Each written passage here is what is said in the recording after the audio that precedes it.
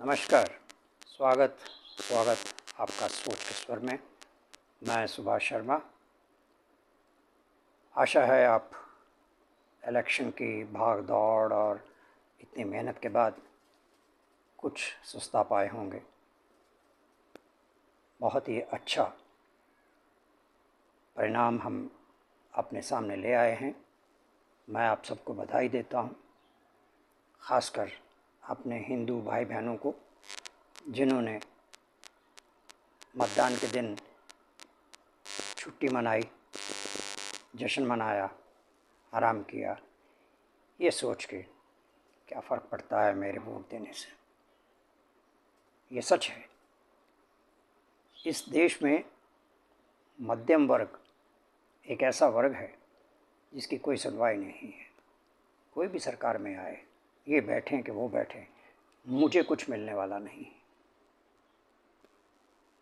हमारे एक राजनेता ने हमें आते ही समझाया था कि हमारा चलन जो है वो यही है, मुझे क्या मिल रहा है इस कृत्य को करने से। अगर कुछ नहीं तो मुझे क्या, मेरा क्या। क्या हम संभले, क्या हम बदले। इस राजनेता की बात को छोड़िए, कई ऋषि मुनि, कई बड़े बड़े विद्वान समझा के मर खप गए, हमें कुछ फ़र्क पड़ा नहीं पड़ा। ये बहुत अच्छी बात है कि हम अपने निश्चय पे कायम हैं और उस पे चलते जा रहे हैं। बहुत अच्छा है, हमें चलते रहना चाहिए। एक ही मार्ग, वो जैसा भी हो, उस पे चलते रहना चाहिए। आज हमारे एक बुद्धिजीवी राजनेता हैं जिनको कुछ देर पहले, या मैं यूँ कहूँ कि पिछली चुनाव में ही उनको डोसा और लुंगी बड़ी पसंद आई थी और उन्होंने उसका वाह वाह वाह वाह क्या कमाल किया था। लेकिन इस बार उनको भारत का उत्तर प्रदेश बहुत पसंद आया। उत्तर प्रदेश ने बहुत कमाल किया। इतने बुद्धिजीवी लोग हैं साहब। मैं अभी एक नौजवान से, उसी उत्तर प्रदेश से कहीं बैठा था तो उससे मैंने बात छेड़ दी। तो उसका पहला प्रश्न यही था, इस प्रधानमंत्री ने, इस मोदी ने, वो जो देवी गावड़ा का पोता है सीवी रमन्ना, उसने जो किया उस पर इसने क्या कार्रवाई की। अब बताइए, कितने बुद्धिजीवी हैं साहब। अरे भाई, तुम यहाँ बैठे हो, कानून ने अपना काम करना है, तुम्हें उससे क्या बहुत बड़ा फ़र्क पड़ा। तेरे राज्य को फ़र्क पड़ा, तेरे माता पिता की कुर्सी चली गई, घर चला गया, उसके कारण तुम्हारी रोज़ी रोटी चली गई। नहीं, लेकिन बुद्धि है, तर्क देने हैं, ऐसे ऐसे तर्क देंगे कि आप दांतों तले उंगली चबा बैठेंगे। खैर, ऐसे भी हमारे बीच में हैं जो अपने राजनेताओं के, जैसे आप दक्षिण में देख लीजिए, अभी कुछ ही वर्ष पहले आत्मदाह किया करते थे अपने नेता के बीमार होने पर। क्या ये सच नहीं है? हम बहुत बड़े बुद्धिजीवी हैं साहब। मैं आपको बधाई देता हूँ और सराहना करता हूँ। अब तो पाकिस्तान के पत्रकार भी आपको सलाह दे रहे हैं। किनको? हिंदू भाई बहनों को, संभल जाइए, संभल जाइए। कौन संभलेगा? हमें क्या पड़ा है संभलने का भाई? हमें क्यों संभलना है? 4-5 ज़्यादा से ज़्यादा और आप लोकसभा के चुनाव देख लेंगे, उसके बाद अपेक्षित आपको नतीजे कभी देखने को मिलेंगे नहीं। हम तो ना देख पाएंगे, आप ज़रूर देखिएगा।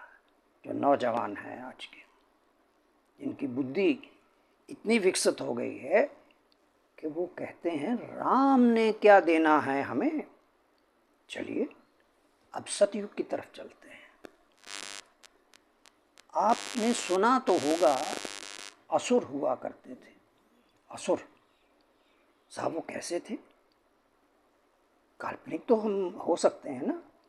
दाढ़ी बड़ी हुई होती थी, वेशभूषा बहुत अच्छी होती थी, डील डॉल बहुत बड़े बड़े होते थे, और वो मांस, मदिरा, रक्त ये सब पान करते थे क्योंकि वो असुर थे।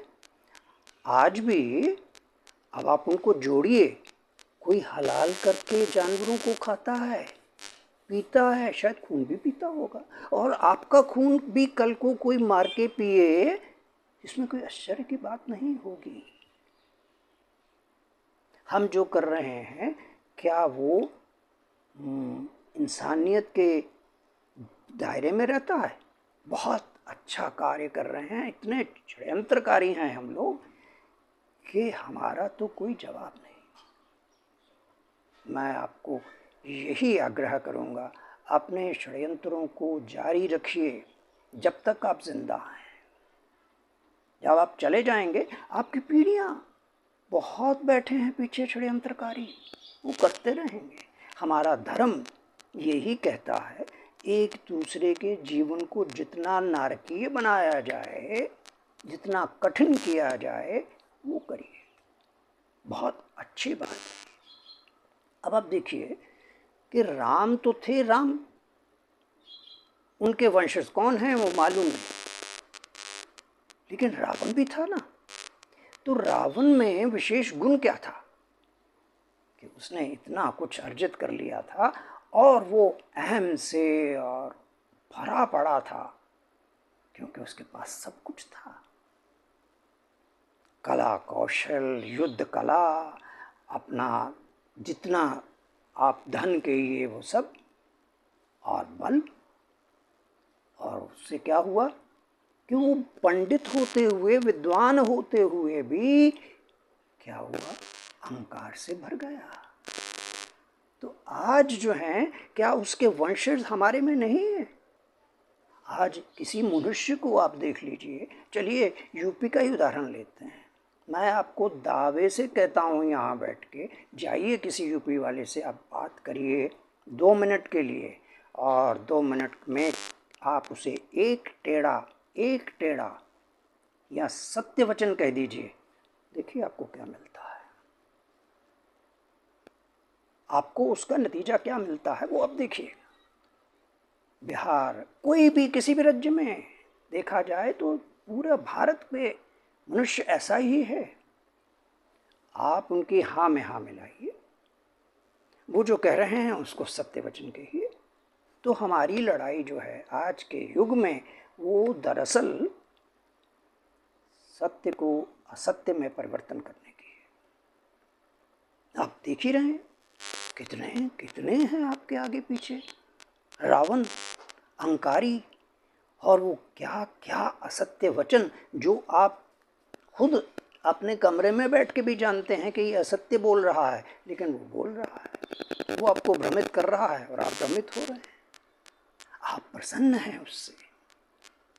आज आप आतंकवादियों को जिता के जेल से बाहर ले आते हैं, आप मुजरिमों को जिता के जेल से बाहर ले आते हैं। अरे क्या निष्ठा है आपकी, आप कहाँ रुकोगे ये तो जानो, कुछ परख है भी कि नहीं। लेकिन बुद्धिजीवी बहुत है साहब, किसी ने डॉक्टरेट किया है, किसी ने बड़ी बड़ी ऊंची ऊंची विद्या और उनके सर्टिफिकेट लेके घूम रहा है, लेकिन आपके कृत क्या है? खैर, इससे कोई फर्क नहीं पड़ता, जो होना है वो हो गया, और आने वाले वर्षों में मैं आपको दावे के साथ कहता हूँ, इससे और अच्छा होगा, जो आपको खूब स्वाद देगा, खूब आनंद आएगा आपको उससे। आप आनंद से प्रफुल्लित रहिए, अपने अहंकार में जीते रहिए। ऐसा मेरे साथ नहीं हो सकता, जिस दिन होगा उस दिन आपको बचाने वाला भी कोई नहीं होगा। आपकी आज जो बड़ी, आप जिनके दावे करते हैं कि मेरे घर की इज्जत, मेरा मान, ये सब आपको धराशायी होते हुए दिखेगा। खैर, कुछ भी हो, मुझे ये नहीं कि आपने किसको जताया किसको हराया, मैं कुंठित इसलिए हूँ कि आपने राष्ट्र को फिर से एक बार कमज़ोर करने का भरसक प्रयास किया। और अगर आपका राष्ट्र गिरता है तो ये मत सोचिए कि आप खड़े रहेंगे, गिरेंगे तो आप भी, और ऐसे गिरेंगे कि आपको कोई उठाने वाला नहीं होगा। आज पाकिस्तान का मीडिया हमारे पे हंस रहा है, वाह वाह वाह वाह क्या काम किया है, बहुत अच्छी बात। और ये आपको बता दूं, पाकिस्तान आने वाले कुछ सालों में विकसित हो जाएगा, ऐसा विकसित, क्योंकि यूरोप जल्द ही कुछ ही वर्षों में इस्लामिक राष्ट्र बन जाएगा। पाकिस्तान की बल्ले बल्ले। और आप कहाँ होंगे, क्यों कि आपके लिए तो कोई दूसरा राष्ट्र है ही नहीं। क्या हिंदू, आप कई वेबसाइट्स देख लीजिए इंटरनेशनल, हिंदू जाति नहीं है साहब, हिंदू का कोई धर्म ही नहीं है, हिंदू वहाँ आते ही नहीं, गिने ही नहीं जाते। खैर, इन्हें शुभकामना तो दूंगा आपको, क्योंकि आपने शुभ कार्य किया है। नमस्कार।